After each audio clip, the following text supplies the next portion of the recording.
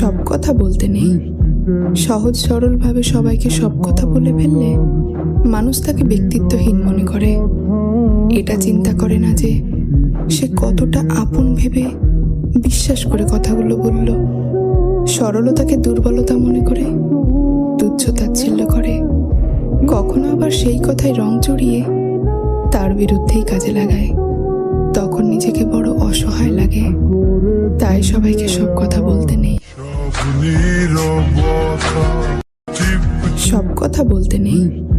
সহজ সরলভাবে সবাইকে সব কথা বলে ফেললে মানুষ তাকে ব্যক্তিত্বহীন মনে করে। এটা চিন্তা করে না যে সে কতটা আপন ভেবে বিশ্বাস করে কথাগুলো বলল।